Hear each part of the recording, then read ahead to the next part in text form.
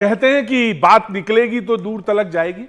बात कही गई और अब उसके बक्स एक सामने एक बात आई है और वो जो बात है कि बटेंगे तो कटेंगे। उसके ठीक बगल में जो एक पोस्टर के बगल में एक पोस्टर लगाया गया, उसमें कहा गया जुड़ेंगे तो जीतेंगे। बटेंगे कटेंगे बगल में लिखा पोस्टर में, जुड़ेंगे तो जीतेंगे। अब ये बात दरअसल यहां ही रुक जाती तो बात थी। उसके बाद आगे एक और बात आई और बात यह आई कि प्रधानमंत्री जी ने भी बात कही और कहा कि एक हैं तो सेफ हैं। अब तमाम सारे लोगों ने इस बातों को लेकर तमाम तरह से बातचीत शुरू करी, बोलो ये है इसका मतलब, ये है इसका मतलब, ये है।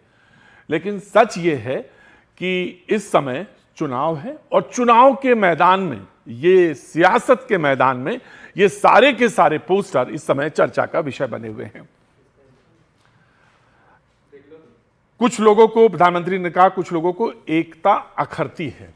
अब बातचीत का सिलसिला जोड़ते हैं, कांग्रेस डिबेट में शरीक हो जाएगी, तब बातचीत का सिलसिला आगे और भी बढ़ जाएगा। सबसे पहले मैं समाजवादी पार्टी के प्रवक्ता के पास आना चाहेंगे। अब्बास साहब, इसमें क्या गलत है कि कुछ लोगों को एकता अखरती उन्होंने कहा और एक है तो सेफ है, इसमें कोई गलत है या मैं जानना चाहता हूं। देखिए, बड़ा दुर्भाग्य है इस देश का कि जिन लोगों ने इस देश को हमेशा जो है, कोई आजादी की जंग अजीम में कोई जिनका योगदान नहीं है, आज वो इस बात को उठा रहे हैं कि बटेंगे तो कटेंगे। अरे उस वक्त में आप कहां थे जब हम लोग, जब पूरा देश नहीं, हिंदू मुसलमान, बस सारे लोग सब बात जानते हैं। मैंने पूछा कि ये सीधी सीधी बात, एक है तो सेफ है, ये बात अच्छी है? बहुत अच्छी है। अच्छी है ना? बहुत अच्छी। तो फिर काहे का विरोध है?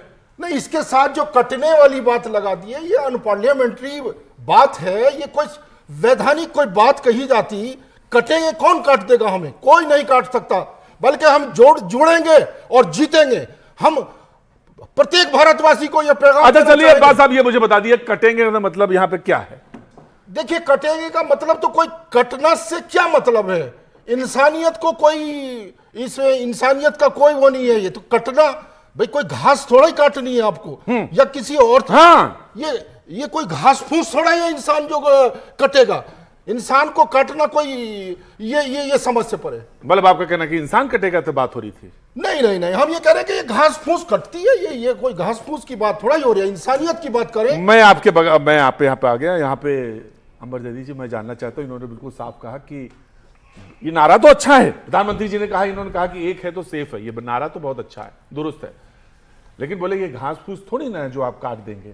नारा इनका जो लगा है वो जुड़ेंगे तो जीतेंगे, ये नारा लगा है। देखिए प्रतीक जी, एक बहुत ही फेमस दोहा है, जाकी जैसी भावना।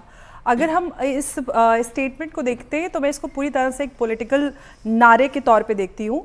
बटेंगे तो कटेंगे, ये भारत में हुआ है कि भारत के लोगों को धर्म, जाति और इस तरह के आधार पर बांटने का इतिहास रहा है। लोग भारतवासियों को धर्म और जाति और इस तरह की जो भिन्न भिन्न चीज़ें हैं उसके आधार पर बांटते आए हैं, जिसकी वजह से भारत ने अब तक बहुत नुकसान देखा है। हम सब भारतीय हैं, हम इसको क्यों नहीं देखते? इसमें ये तो नहीं कहा गया कि हिंदू कटेंगे या मुसलमान कटेंगे या हिंदू मुसलमान बटेंगे तो वो कटेंगे। यहाँ पर सभी भारतीयों की बात आ रही है कि अगर हम एक राष्ट्र के तौर पर अगर हम बट जाएंगे तो हमको आसानी से काटा जा सकता है। हमारी देश की वृद्धि को, देश की ताकत को, हम बॉर्डर सिक्योरिटी, इंटरनल सिक्योरिटी की बात करते हैं तो हमें काटना बड़ा आसान हो जाएगा। ये एक ब्रॉडर कॉन्टेक्स्ट में देखने की जरूरत है। प्रतीक जी, जैसे मैं आपके मिसाल के तौर पे मैं बात मान लूं कि आपका कहने का मतलब है कि अगर हम बटेंगे तो ऐसे बटेंगे जैसे पाकिस्तान बट गया। एग्जैक्टली, ये मतलब है आपका। बांग्लादेश और तो भाई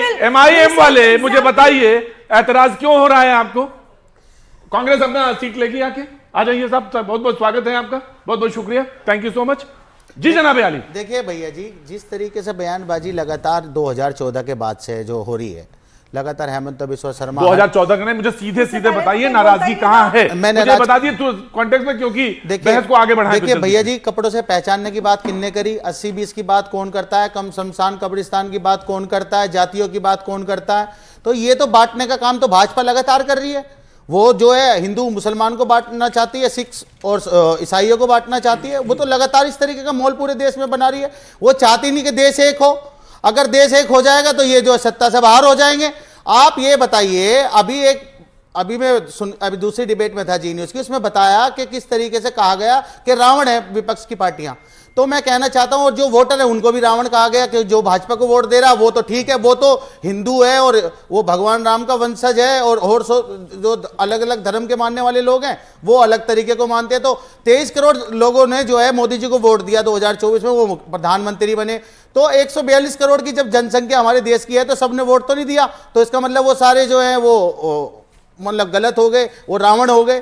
तो इस तरीके की भाषा आपने भी क्या नाम लें प्रतीक भाई, आपने सारी कवरेज करी है। अटल बिहारी वाजपेयी के दौर में 2014 से पहले के दौर में कभी ना बटने कटने की बात हुई। क्या वो हिंदू नहीं थे? क्या उनमें अकल नहीं थी? क्या वो समझदार नहीं थे? क्या वो नेता नहीं थे? इन्होंने कहा ना हिंदू का तो नाम ही नहीं लिया।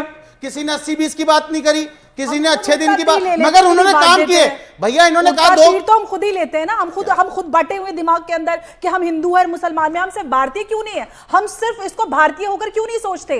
आप कहते हैं कि ये भारतीय जनता पार्टी बांटने की काम करे, तो आप जोड़ने की बात करिए। तो आप जुड़ने का में जो आप कोशिश कर रहे हैं जुड़ने की, तो आप इसमें एक साथ क्यों नहीं आ जाते? भैया देश के साथ सारे मुसलमान, सारे हिंदू, सारे सिख, सारे ईसाई सब साथ है। हिंदुस्तान हमारा एकजुट है, जब भी आज पूरे देश में हमारे देश का नाम हो रहा है। लगातार बात करिए, आप मुद्दों पर बात ही नहीं करना चाहते। आपने 2 करोड़ रोजगार की बात की थी, कहां है? बुलेट ट्रेन कहां है? स्मार्ट सिटी कहां है? एम्स कहां है? अच्छे दिन कहां है? काला धन कहां है? इन पर बात करना ही नहीं चाहते। बार बार हिंदू मुसलमान, शमशान कब्रिस्तान,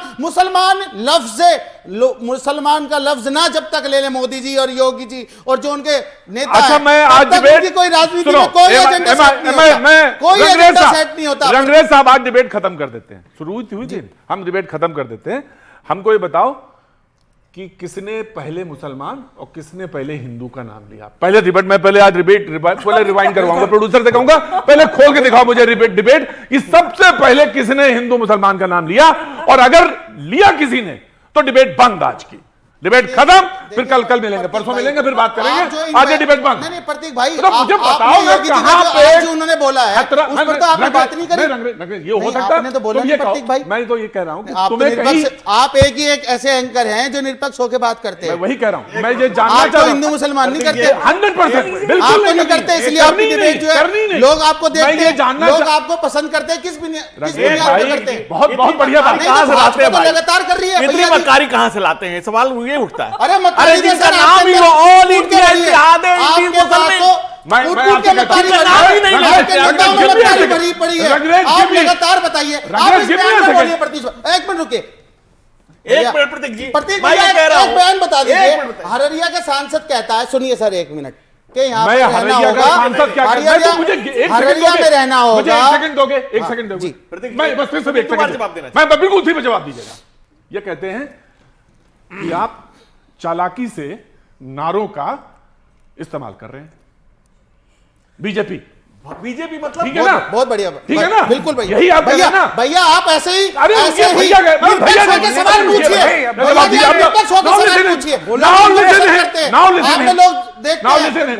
आपसे कहा कि आपने चालाकी से नारे का इस्तेमाल किया। भारतीय जनता पार्टी भारत की जनता की बात करती है। भारत की जनता में सब कोई आता है, पुरखे सबके एक है, हमें किसी से कोई दिक्कत नहीं। हम सिर्फ ये कह रहे हैं कि मुल्क सबसे ऊपर है। हम तो कहते हैं तेरा बाबा उमर रहे मां, हम दिन 4 रहे न रहे, हम मुल्क के ऊपर खुद को रखने के लिए तैयार नहीं है। लेकिन जिस पार्टी का नाम ही है ऑल इंडिया इत्तेहाद मुसलमान, वो कहते हैं